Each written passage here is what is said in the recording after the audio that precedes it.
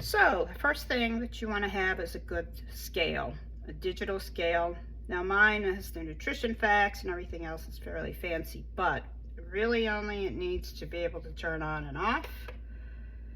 And it also needs to be able to read in grams and has to have a tare button on it or a 0 button. That's really basically what you need. I've seen them at Walmart for $12. So when you start baking with sourdough and using sourdough, you'll find that many of the recipes are in grams. So this is for essentially to make sure everything is accurate, because a cup of flour can weigh anything from 5 to 7 ounces, depending on how you scoop it out of the bag. So for best results, you want to use a scale and you want to use grams, because internationally, when you start looking at all these great bread sites and bread books, lots of chefs use grams. It's kind of like the international language. So that's the first thing that you want to make sure that you get. It'll make you, it's the difference between good bread and fantastic bread. The next tool, and I learned this taking sourdough classes from King Arthur Flour, is a scraper. When we were in class, this was kind of essentially an extension of our hand. And they taught us how to mix and do everything with this, which is really good. And we also had this bench scraper because we worked on wood like this, and we were always cleaning our bench, right? Scraping our bench. This is really handy if you have a wooden cutting board or not, to just get up the scraping the bits. And also it's good for measuring because it's 6 inches, and cutting. It's an age-old piece of equipment that bakers have been using for decades. So these two for sure. I always, when I have salt in a recipe, I measure my salt separate if I'm doing for autolyse. And what that means is sometimes you put salt on top of the dough and then you let it sit for 10 minutes and then you incorporate it in. In some recipes, you just put the salt right in. Now, there was a theory that salt inhibited yeast, but that theory's since been gone. You can mix salt and yeast right together, no issues. So, but it's always good to measure that separate. And also, the other one thing you want to measure separate when you're first starting is liquids. Now, I have a 2-cup liquid measure here. And I would just put it on the scale, zero it out, and pour the water in. And the reason why that is that if you're mixing right in the bowl, it's easy to over measure water. And then you have to like start compensating with flour, and then it gets really complicated to come out with a good loaf. So when you're first starting out, I always suggest to people, and we were taught that in class too, we always measured our liquids separate and poured it in. Now we're going to talk about mixing bowls. So you can do fancy mixing bowls, or you can have just plain mixing bowls. I like the plastic tub with the lid. It's a Rubbermaid product, take along, and it's really helpful. It's inexpensive, and you can do all sorts of things in it. You can mix in it, you can proof in it.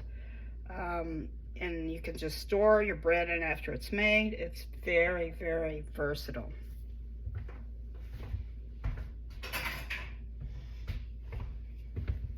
So a couple of things for stirring your dough once you get it is this is a Danish dough hook. Now this is kind of a fancier one thing to stir, but it really does get in and does a great job of stirring flour and water together to mix a dough. I also like to have like a little spatula like this just for getting the sourdough starter out of my jar to get into the bowl.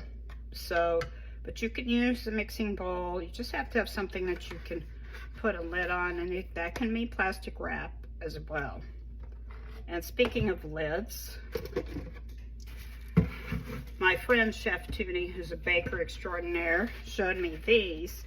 She got them from IKEA, but she said they probably would be available online, and they fit really stretchy on top. I have a green one too. I'll show you on my proofing, but they really do hold in the moisture, and it keeps your bread really nice from drying out. The lid, this one does too, but if you run across these are really handy.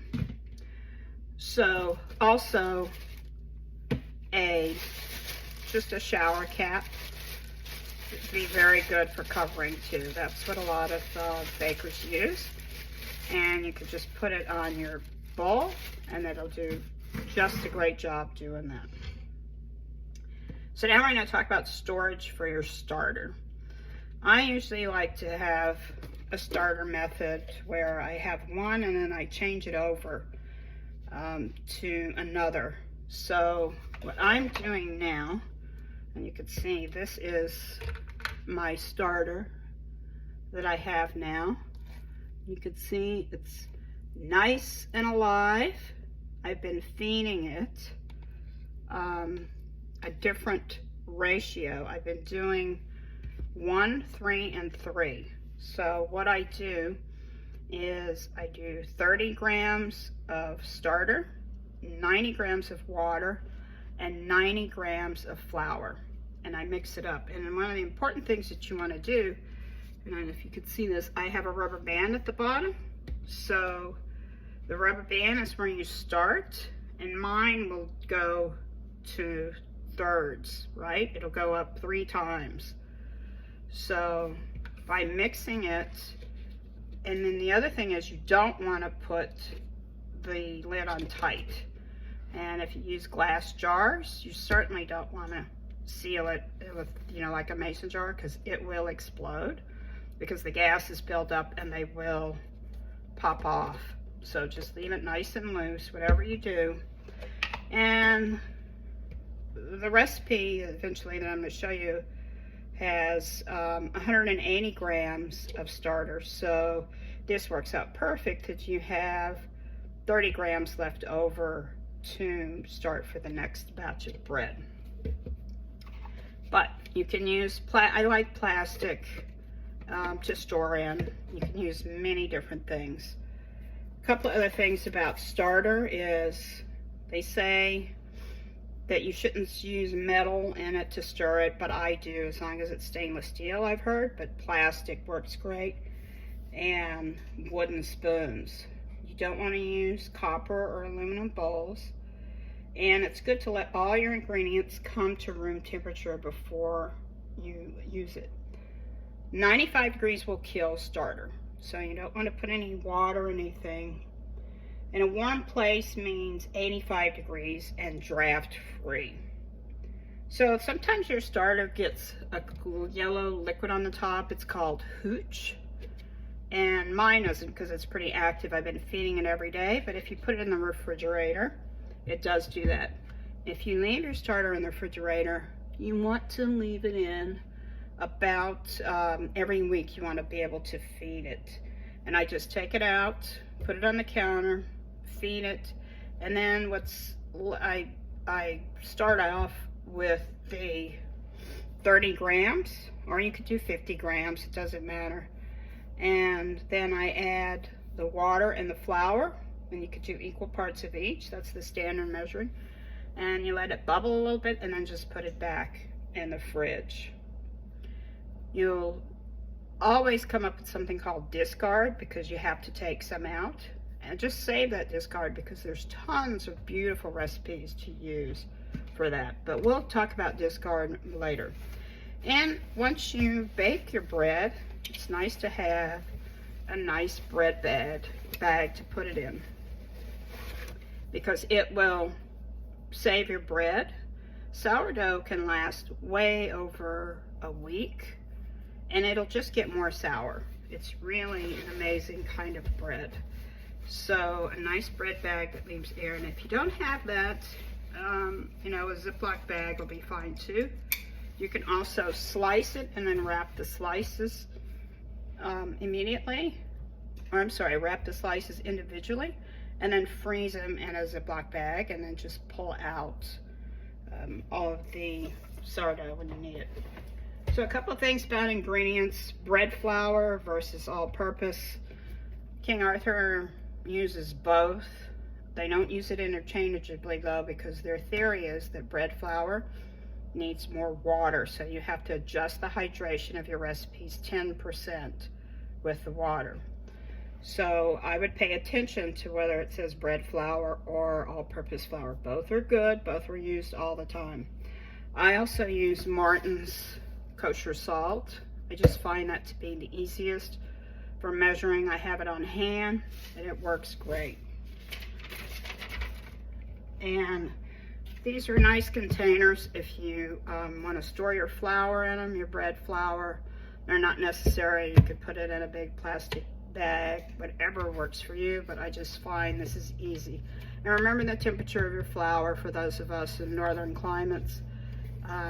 Make sure your flour and all your ingredients are room temperature. And last but not least, for your equipment, I suggest that you get some sort of a binder. If you're a digital person, you can do a digital binder, but I have this binder I've had for years. It's all the different formulas I've collected from all my classes and just recipes and just all the information on breads and sourdough bread. It's really not that hard. It's a great way to make something, and if you don't eat bread, you know, the best thing to do is bring it to work, because I bet you somebody else would eat it.